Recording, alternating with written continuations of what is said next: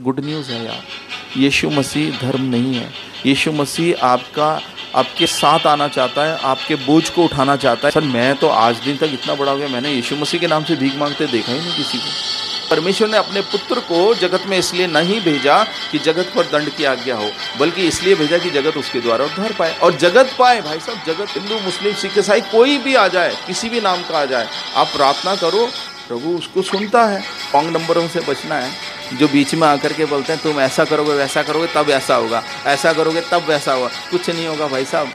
नमस्कार दर्शकों, unity news channel में आपका बहुत बहुत स्वागत है। और हर बार हम कोशिश करते हैं हमारे जो खुदा के आदरणीय दास हैं उनसे हम आपको रूबरू कराएं और उनसे जो आत्मिक उन्नति की बातें हैं उनसे हम सीख सकें। और फिलहाल आज की मैं बात करूं तो आज हमारे साथ डॉक्टर रेवरर राकेश कुमार चंद जी हमारे साथ हैं और बात करें हिडन रहते हैं और खुदा इनको बहुत तरीके से इस्तेमाल करता है। और अगर हम बात करें काफ़ी सारे वीडियोस और काफ़ी सारी बातें जो हैं इनके हाथों से जो है काफ़ी सारे चमत्कार हुए हैं, खुदा ने काफ़ी ज़्यादा इनको इस्तेमाल किया है।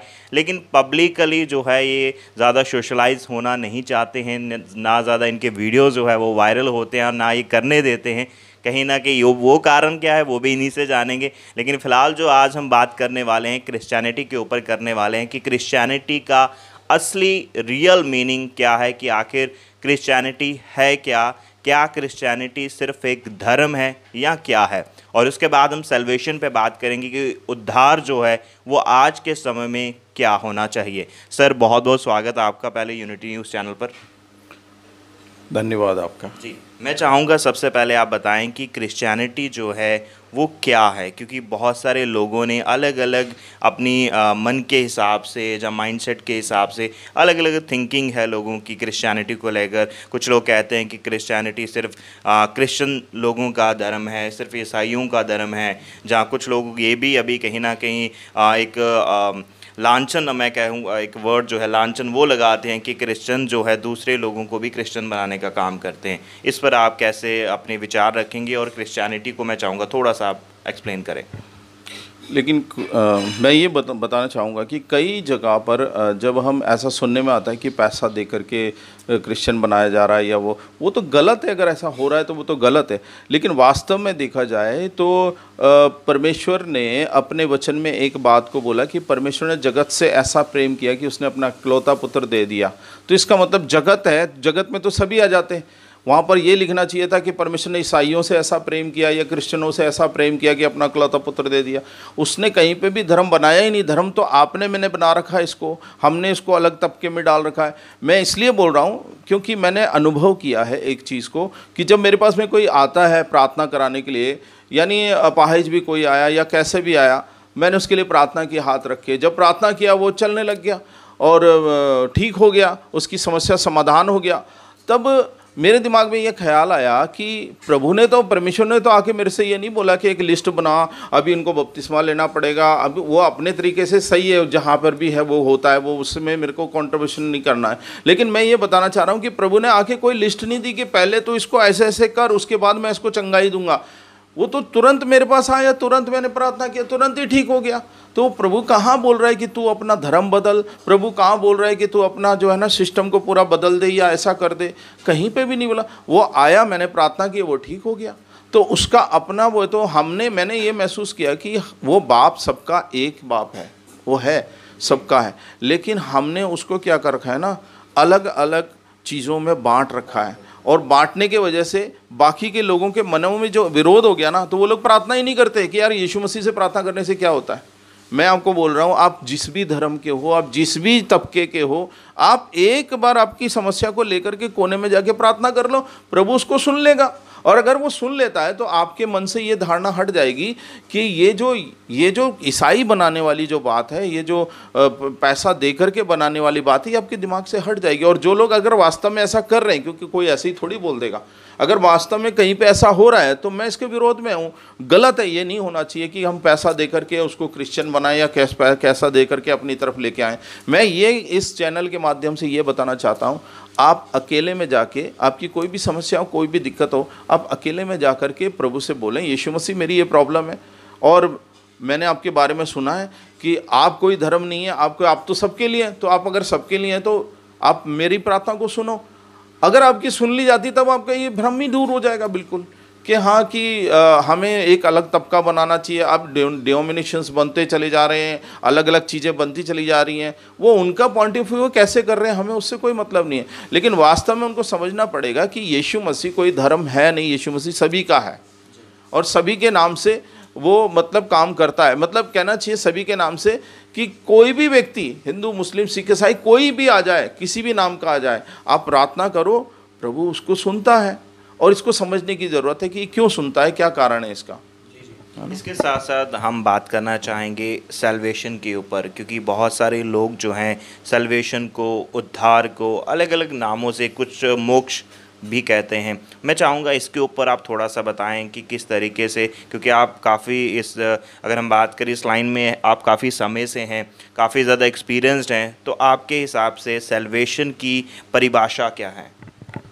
देखिए, सल्वेशन को, एक बात को, ये समस्या को समझना पड़ेगा कि हमें सल्वेशन क्यों चाहिए। सोल्यूशन अपन जब भी देखते हैं जबकि कोई समस्या ऐसी खड़ी होती है जिससे हमारा समाधान नहीं हो रहा होता है। ठीक है, आज इंसान ज़्यादातर अपने गुनाहों से परेशान है। आप देखें जगह जगह पर लंगर होते हैं, जगह जगह पर लोग बाग दूर दूर जाते हैं मोक्ष प्राप्त करने के लिए। क्यों? क्योंकि बाहर से परेशान नहीं, अपने अंदर से परेशान है। अगर उन्होंने कोई गलती करी है, कोई पाप उनसे हो रहा है, और पाप क्या है मैं आपको बताऊं कि वो करना जो आप चाह रहे हो अच्छा करना और वो नहीं होता, जो आप सोचते हो वो नहीं होता, उसके बजाय में कुछ और ही हो जाता है और आपके बस में चीज़ें रहती नहीं है और परिस्थिति बस आपसे गलत हो जाता है, और जिसको आप चाहते नहीं कि मैं ऐसा करता, है ना। ये समस्या है और बहुत सारे लोग इसी से खिसियाए हुए परेशान है कि जो मैं सोचता हूँ वो मैं क्यों नहीं कर पाता हूँ, जो मैं योजना बनाता हूँ वो सफल क्यों नहीं हो पाती है। तो इसका कारण क्या है कि पाप मेरे जीवन में। अब पाप क्या है, पाप को समझना पड़ेगा। पाप क्या है? जो मैं चाहता हूँ करने के लिए, अच्छा करना चाहता हूँ, वो मैं नहीं कर पाता, उसके एवज में मेरे से गलती हो जाता है। ठीक है, अब मैं अपनी ही सामर्थ्य से अगर कर लेता चीज़ों को, तो फिर यीशु मसीह के आने की ज़रूरत क्या थी?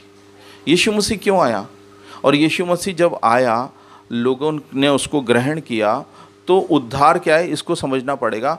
उद्धार क्या है? इफिसियों 2 का 8 और 9 में बोलता है कि विश्वास के द्वारा अनुग्रह ही से तुम्हारा उद्धार हुआ है, और ये तुम्हारी ओर से नहीं है, ये परमेश्वर का दान है, और ना कर्मों की ओर से। मतलब ये है कि हम कर्मों के ऊपर अच्छा कर्म कर लेंगे तो हो जाएगा नहीं। पाप इतनी भयंकर है, एक बार पाप हो गया तो आपको मृत्यु की दिशा में आप पहुंच ही गए हैं, आपको कुछ भी अच्छा नहीं लगेगा। आप अच्छा करने की कोशिश कर रहे हैं, हो नहीं पा रहा है, खिसियाए हुए हैं। लेकिन यीशु मसीह जब आपके जीवन में आता है तो उद्धार का मतलब, मैंने सोचा दान क्या यार, दान कोई ऐसी चीज़ है जिसको मेरे को उठा के लाना पड़ेगा, उद्धार दिखाना पड़ेगा लोगों को कि ये उद्धार है। अभी गलेशियंस के अंदर में 3:14 में जब मैंने पढ़ा कि मिल क्या रहा है मुझे उद्धार में, तो एक पवित्र आत्मा मुझे मिल रही है, एक आत्मा मिल रही है जिसका प्रॉमिस किया हुआ था। आप देखें कि बहुत सारी स्पिरिट्स हैं दुनिया में। कौन सी आत्मा आकर के मुझे बोलती है कि तू जाके ठेके पे जाके दारू पी ले? कौन सी आत्मा मुझे कहती है कि तू जाकर के किसी को छेड़, चोरी कर, झूठ बोल? कौन सी स्पिरिट? कोई स्पिरिट है ना अंदर जो आकर के बोलती है। लेकिन जब यीशु मसीह को मैं ग्रहण करता हूँ, उस दशा में मेरे को एक स्पिरिट मिलती है, अर्थात पवित्र आत्मा मुझे मिलता है। और वो पवित्र आत्मा मुझे गलत करने को नहीं बोलता, वो पवित्र आत्मा मेरी मदद करता है कि मैं सही कर सकूं। वो मेरे जहन में बात करता है। इधर से अगर शैतान आके बोलेगा कि तू ये गलत काम कर, तो पवित्र आत्मा आके बोलेगा कि ये गलत है बेटा, इसका मतलब ये है, इसका कॉन्सिक्वेंसेस जो दिए गए हैं पवित्र शास्त्र में वो ये हैं, अगर तू करेगा इसका ये परिणाम मिलेगा। और जब मैं पवित्र शास्त्र को पढ़ता हूँ तो मैं देखता हूँ कि हाँ यार, ये गलती मैंने की थी और उसका परिणाम में ये लिखा हुआ है और वो मुझे मिलता है। अगर वो गलती मैं नहीं कर रहा हूँ, अब नहीं करने की दशा समझिएगा कि मैं सोच रहा हूँ मैं ना करूँ। अभी आज प्रॉब्लम ये नहीं है कि मैं गलती को छोड़ना चाह रहा हूँ, ये प्रॉब्लम नहीं है। प्रॉब्लम ये है कि मैं छोड़ने चाहता हूँ लेकिन मेरे से छूट नहीं रहा है। हाँ, ये नहीं है कि यार ये छोड़ता ही नहीं है, तू सुधरता क्यों नहीं है। एक बात होती है ना, तू सुधरता क्यों नहीं है। अरे मेरी प्रॉब्लम क्या है, मैं तो सुधरना चाह रहा हूँ यार, लेकिन मैं सुधर नहीं पा रहा हूँ, मेरे अपने आप से नहीं कर पा रहा हूँ मैं। तो ऑल ओवर जो उद्धार है वो ये है कि जब तुम नहीं कर पा रहे थे तब परमेश्वर ने उस काम को किया, और वो यीशु मसीह के द्वारा ही हो पाया। यीशु मसीह का पवित्र आत्मा जब मेरे अंदर आता है, वो कहता है कि मैं ये ना समझो कि मैं पिता के सामने तुम पर दोष लगाऊंगा, है ना। यूहन्ना 3:17 में बोलता है कि ये ना समझो कि मैं तुम्हारे पे पिता के सामने तुम पर दोष लगाऊंगा। तुम पर दोष लगाने वाला तो एक है, अर्थात मूसा, जिस पे तुमने भरोसा रखा है। ये यूहन्ना 5:45 में लिखा है ये वाली आयत। और जो मैंने पहले वाली आयत बताई वो 3:17 में कि पाए। ये कोई एक कम्युनिटी की बात नहीं है, एक धर्म की बात नहीं है, एक उसकी बात नहीं है। जब मैंने इसको लिया तो मैंने सिर्फ यीशु मसीह को अपने जीवन में लिया और यीशु मसीह ने मुझे सुसज्जित किया कि मैं पिता के साथ में संगति करूं। अभी बहुत सारी भ्रांतियां होती हैं। कई लोग बोलते हैं ये यहोवा विटनेस वाले हैं, ये जीसस ओनली वाले हैं, ये हैं। मैं आपको एक चीज़ बताना चाहता हूँ, अगर आप जीसस के पास जाओगे तो इसके बारे में पवित्र शास्त्र कहता है कि वो एक द्वार है। तो द्वार को पकड़ के थोड़ी बैठे रहोगे यार, द्वार से आप प्रवेश करके आगे जाओगे। तो अब जीसस ओनली वाली बात खत्म हो जाती है वहाँ पे। यीशु मसीह मुझे सुसज्जित करता है, मेरे पाप के कपड़ों को उतारता है और उद्धार के कपड़ों को पहनाता है और मुझे पिता के सामने पेश करता है ना। और वो केवल उसके लहू के द्वारा हुआ है और किसी के द्वारा नहीं। कोई दाम किसी ने चुकाया ही नहीं है, क्योंकि उसके लिए मरना पड़ेगा। यीशु मसीह मारा गया, गाड़ा गया, तीसरे दिन जी उठा और वो हमको भी जीवित करता है अंदर से। जब हम उसे ग्रहण करते हैं वो हमको भी जीवित कर देता है। फिर बात ये आती है कि जैसे यहोवा विटनेस वाले हैं, वो कहते हैं कि नहीं, पिता ही सब कुछ है। मैं आपको बताना चाहता हूँ, खुशखबरी देना चाहता हूँ कि सबसे पहले अदन की वाटिका में परमेश्वर और हमारी संगति हुआ करती थी, क्योंकि सबसे पहले मनुष्य को परमेश्वर ने अदन की वाटिका में यहोवा ने बना लिया, चलो बना दिया। तो वो जो संगति है उसमें जो मज़ा है, अब वो मज़ा वापस से पाप के कारण मुझे मिल नहीं पा रहा वो मज़ा। लेकिन जब मैं यीशु मसीह को ग्रहण करता हूँ, आज जब मैं ओल्ड टेस्टमेंट पढ़ता हूँ, मुझे इतनी शांति मिलती है, क्योंकि पिता के साथ वैसे ही संबंध हो गया जो मेरा अदन की वाटिका में था। तो सबसे पहला मेरा संबंध तो वही हुआ ना। तो इसलिए मुझे ओल्ड टेस्टमेंट पढ़ना अच्छा लगता है, वो घटनाएं पढ़नी अच्छी लगती हैं। लेकिन मैं ये नहीं कर सकता कि केवल इसी के द्वारा मैं उद्धार को प्राप्त करूँ। उसके लिए पेमेंट चुकाना पड़ेगा, जो मैंने पाप किया था उसके लिए यीशु मसीह को बीच में आने की ज़रूरत है। और आप अगर यीशु मसीह को हटा देते हैं, केवल यहोवा ही मेरा सब कुछ है, तो वो मैं सोचता हूँ कि वहाँ पर आप पहुंच नहीं पा रहे, क्योंकि आपको अपने पाप का जो है वो कर्जा चुकाना पड़ेगा। उसके लिए आपको यीशु मसीह चाहिए और आप उसको फॉर ग्रांटेड नहीं ले सकते कि यीशु मसीह को हमने ले लिया, हाँ भाई मेरा उद्धार होगा, मैं सीधा अपना करूंगा। नहीं, हर बार जब भी हम प्रार्थना करते हैं हम यीशु मसीह के नाम से बंद करते हैं, उसको कहते हैं यीशु के नाम से मांगते हैं। इसका मतलब क्या है? इसका मतलब ये है कि परमेश्वर जब आपको देखता है तो आपके ऊपर में, आपके पाप में चीज़ को नहीं देखता, उसके ऊपर में आप यीशु मसीह के लहू को देखता है कि मेरा बेटा इसके लिए बलिदान हुआ है। तो मैं अपने बेटे के लहू को देख रहा हूं, इसलिए मैं आपको क्षमा कर रहा हूं कि आपने उसे ग्रहण किया है। तो ये है, ये इसको समझना पड़ेगा हमको और अंडरस्टैंडिंग रखनी पड़ेगी एक, कि वास्तव में यीशु मसीह ने मेरे जीवन में किया क्या है ना। इसके साथ साथ एक और चीज़ मैं जानना चाहूँगा, कहीं ना कहीं लोग भी जानना चाहते हैं, और कई बार एक और इंटरव्यू हमने किया था उसमें भी लोगों ने काफ़ी बार कमेंट किया और ये चीज़ जानना चाहते हैं, एक मसीह के अंदर कौन सी 3 खास बातें जो है वो होनी चाहिए। वैसे तो काफ़ी सारी हैं, लेकिन मैं आपसे जानना चाहूँगा कि एक मसीह जीवन में, एक मसीह के अंदर जो एक स्पिरिचुअल है, आत्मिक मसीह है, उसके अंदर कौन सी 3 खास बातें हैं जहाँ उनकी हैबिट में वो होनी चाहिए, जिनको जानकर हमें, जिनको देखकर हम ये पता लगा सकते हैं कि ये एक सच्चा मसीह है। मैं आपको सबसे पहले एक चीज़ बताना चाहूँगा कि पिता, पुत्र और पवित्र आत्मा, ये 3 चीज़ हैं, ठीक है। पिता, पुत्र और पवित्र आत्मा। अब मैं जब बात करता हूँ कि मुझे कुछ करना है, ध्यान से सुनना, कि मुझे, मेरे अंदर ये क्वालिटी होनी चाहिए जिसके कारण प्रभु मुझसे प्रेम करे। तो परमेश्वर का एक वचन ये भी बोलता है कि तुम्हारे धर्म के काम मैले चिथड़ों के समान है। हम कुछ अच्छा उत्पन्न कर ही नहीं सकते, कुछ अच्छा है ही नहीं। मैं आपको ये भी बताना चाहता हूँ इस चैनल के माध्यम से कि यीशु मसीह आपको सुधारने के लिए आया ही नहीं। यीशु मसीह आपको सुधारने के लिए आया नहीं। वो गलेशियंस 2 का 19-20 में, है ना, 19-20 में बोलता है कि वो सुधारने का मतलब होता है कि उसको ठीक करना। वो ठीक हो ही नहीं सकता, इतना गंदा जीवन है कि वो ठीक हो ही नहीं सकता। वो हमें क्रूस पर ठोकने के लिए आया, इस जीवन को ख़त्म ही कर दे पूरी तरह से। तो जब हम यीशु मसीह को ग्रहण करते हैं तो उस समय हम यीशु के साथ क्रूस पर चढ़ जाते हैं एक तरह से। अब मैं जीवित नहीं लगा, बल्कि मसीह मुझ में जीवित है, ठीक है। अब यीशु मसीह मेरे अंदर आ गया। अब यीशु मसीह दुनिया में था तो क्या करता था भैया? अब हमारा जो दिमाग है, सोचने का तरीका वो ये है कि भाई एक नेता आया है और वो नेता अपनी एजेंडा चलाएगा, ठीक है। अब यीशु मसीह आ गया तो अब यीशु मसीह के पीछे बहुत सारे लोग आ गए, अब यीशु मसीह, ऐसा नहीं है। यीशु मसीह जब दुनिया में थे वो कहते थे मैं पिता को करते हुए जो देखता हूँ वही मैं करता हूँ, मैं पिता को करते हुए देखता हूँ। पिता को क्या करते हुए दिख रहा है, पिता ने क्या आज्ञाएँ दी हैं। और फिर बाद में वो कहता है कि पिता मुझ में है, मैं पिता में हूँ।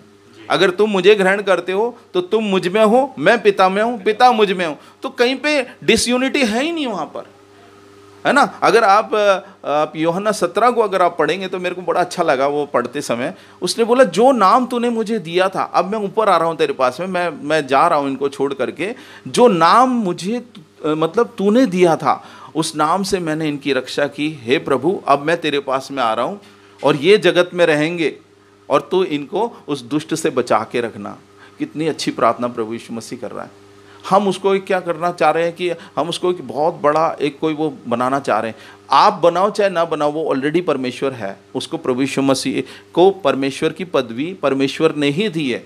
अभी आप देखो कि हम एक हलवा बनाते हैं, बहुत सारा 50-60 किलो हमने हलवा बनाया। अब हलवे में से इतना सा हलवा निकाल करके अगर दूर ले जाओ तो वो कोई मिर्ची बड़ा थोड़ी बन जाएगा, गुलाब जामुन थोड़ी बन जाएगा, वो तो हलवा ही रहेगा। तो परमेश्वर इतना बड़ा है, वो पूरा नीचे नहीं आ सकता है, इसलिए उसका छोटा एक भाग करके मनुष्य रीति में उसको नीचे उतारा गया, मनुष्य योनि में उसको नीचे उतारा गया और उसने जीवन रहते कोई पाप किया नहीं।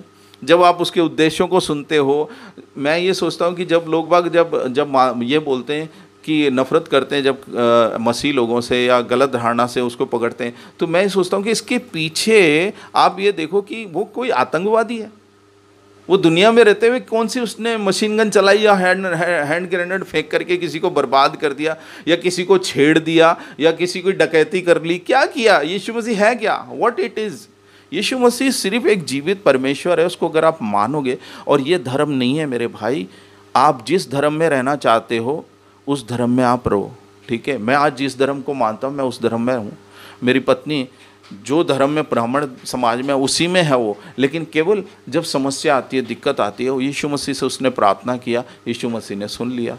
अब यीशु मसीह के द्वारा जब प्रार्थना की, परमेश्वर ने सुन लिया, वो सॉल्व हो गई प्रॉब्लम। तो अभी मेरे को क्या करने की ज़रूरत है? मेरे उसके उपदेशों को देखने की ज़रूरत है कि यार उसने क्या आज्ञाएं दी थी, वो मेरा इतना भला कर रहा है तो मैं भी उसको खुश करूं कुछ। वैसे तो हम उसको खुश कर नहीं सकते, लेकिन वही एक बात है कि यीशु मसीह जब दुनिया में थे तो वो पूरी आज्ञाओं को, पूरी व्यवस्था को उसने पूरा किया। आज आप और हम नहीं कर सकते, हमारी औकात ही नहीं कि हम वो व्यवस्था को पूरी करें, नहीं कर सकते। लेकिन केवल प्रभु यीशु मसीह ने उस चीज़ को पूरा किया और हमें दान में दे दिया। तो आज प्रभु की वो जो आज्ञा उसको समझें आपके, वो क्या कहना, मुझ पर विश्वास कर और अपने पड़ोसी से अपने समान प्रेम कर। क्या हम प्रेम कर रहे हैं? सिर्फ एक ही चीज़ कर लीजिए, आपस में एक दूसरे से प्रेम करना है। और वो आपकी सामर्थ्य से नहीं होगा, क्योंकि हम स्वार्थी लोग हैं, हम अपने स्वार्थ में रहते हैं। अगर मेरे पास मेरा बच्चा है तो मेरे पास मेरे बच्चों के लिए बैंक बैलेंस होना चाहिए, मेरे सबके लिए वो होना चाहिए। लेकिन प्रभु जो प्यार दिखाता है, परमेश्वर की ओर से जो प्यार आता है, तो वो ये भी सिखाता है कि यार दूसरे की भी मदद कर। जैसे तू अपने बच्चे की कर रहा है वैसे दूसरे की भी कर सकता है। अगर तू करेगा तो तेरा घटेगा नहीं, मैं तुझे और भर दूंगा, और दे दूंगा मैं तुझे। तो मेरे को प्रेम करना नहीं आता, लेकिन उसने क्या बोला पहली आयत में, पहला यूहन्ना 3 का जो 23-24 में उसने बोला कि आज्ञा क्या है? आज्ञा ये है कि तू मुझ पर विश्वास कर और अपने पड़ोसी से अपने समान प्रेम कर। तो कर्म क्या है? Faith without deeds is dead. What is the कर्म? बोलता ना कर्म क्या है? पहले यीशु मसीह पर विश्वास करना, उसके बाद में जो उसने बोला है आपस में प्रेम करना, वो कर्म है, वो प्रेम करना है। वो प्रेम मैं नहीं कर रहा हूँ, बाकी सब काम मैं कर रहा हूँ। तो इसलिए परमेश्वर ने अपने पुत्र को जगत में इसलिए नहीं भेजा कि जगत पर दंड की आज्ञा हो, बल्कि इसलिए भेजा कि जगत उसके द्वारा उद्धार पाए। और जगत पाए, भाई साहब, जगत के क्रिश्चियनिटी को धर्म के रूप में मत बांधिएगा। मैं आपको कह रहा हूँ, आपकी कोई समस्या कोई भी धर्म के आप क्यों ना हो। मैं थोड़ा सा बताऊँगा, मैं जब फिल्म लाइन में थोड़ा सा था उस समय में मेरे से प्रभु से बात हुई, तो मैंने कहा कि सब इतने सारे हैं, अब मैं किसको मानूं कि आप ही जीवित हो, मुझे बताओ कि जीवित है हो। तो बोला, तो रात को 2:30 बजे मुझसे बात हुई, बोले मेरे नाम से रोड पे कोई भीख नहीं मांगता। सर मैं तो आज दिन तक इतना बड़ा हो गया, मैंने यीशु मसीह के नाम से भीख मांगते देखा ही नहीं किसी को, है ना। और यूनिवर्सल ट्रूथ है कुछ चीज़ें, उसने ये बोला कि जब स्त्री ने गलती किया था तो उसने ये बोला कि तू अब बच्चे को जब जनेगी तो दर्द से जनेगी। ये स्त्री के लिए एक दंड ठहराया था, तू दर्द से जनेगी। आज ऐसे ऐसे एनेस्थीसिया बन गए हैं कि इंसान को पूरा काट के जोड़ दिया जाए तो उसको दर्द नहीं होगा, लेकिन जब स्त्री बच्चा जनती है, ऑपरेशन नहीं, जब बच्चा जनती है उस समय में उसको दर्द होता है, क्योंकि परमेश्वर ने ठहराया हुआ है। आज मनुष्य के लिए क्या बोला गया कि जब तक तो पसीना नहीं बहा लेगा तब तक तो रोटी नहीं खाएगा। आज हम चैन की रोटी नहीं खाते, जब भी खाते हैं चिंता दिमाग में रहती है, कुछ ना कुछ बना रहता है। लेकिन मैं आपको बताना चाहता हूँ एक गुड न्यूज़ है यार, यीशु मसीह धर्म नहीं है। यीशु मसीह आपके साथ आना चाहता है, आपके बोझ को उठाना चाहता है। इसीलिए उसने बोला है बोझ से दरबे लोगों मेरे पास आओ, मैं तुम्हें विश्राम दूंगा। तो वो परमेश्वर आपसे प्यार करता है यार, वो आपको चाहता है, आपके साथ मिलके बैठना चाहता है। वो कोई धर्म नहीं है यार। और मैं ये कहना भी चाहता हूँ आपको इस चैनल के माध्यम से कि अगर आप हिंदू हैं, आप मुसलमान हैं, आप सिख हैं, जो भी आप हैं, आपको ये बदलने का लेवल बदलने की ज़रूरत है ही नहीं। आप सिर्फ प्रभु यीशु मसीह के पास आए हो, यीशु मसीह से प्यार करो, यीशु मसीह आपको इस लायक बना देगा कि आप पिता के चरणों पर जा सको। पिता मतलब परमेश्वर, और परमेश्वर के चरणों पर जब आप जाते हो, आप जहाँ भी रहते हो यार वहाँ पे हो जाता है। लेकिन ये जो एक मैंने मूवी में देखा था जिसके अंदर में उसने बताया था कि ये रॉन्ग नंबर है, हाँ पीके, वो कहते हैं ये रॉन्ग नंबर है। तो भैया इन रॉन्ग नंबरों से बचना है जो बीच में आकर के बोलते हैं तुम ऐसा करोगे वैसा करोगे तब ऐसा होगा, ऐसा करोगे तब वैसा होगा। कुछ नहीं होगा भाई साहब। उसने अगर अपने वचन में बोल दिया कि तुम्हारे धर्म के काम मैले चित्रों के सामने हैं, तुमसे कुछ नहीं हो सकता है, जब तक हम सरेंडर नहीं करेंगे प्रभु काम करेगा ही नहीं। बोले वो कहेगा तू करता रहे, तेरी मर्जी से करता रहे जितना तुझे करना। The moment you surrender yourself, परमेश्वर उस समय काम करना चालू करता है। मैं आपको बताऊं, जब से मैंने बंद कर दिया, मैं आपको बताऊं जब से अरे यार मुझे प्रभु सजा रहा है ना, मुझे प्रभु मेरे को धर्मी बना रहा है ना, सजा रहा है। आपको मैं बताऊं धर्म है क्या चीज़, एक छोटी सी परिभाषा अगर मैं आपको बताऊं धर्म है क्या।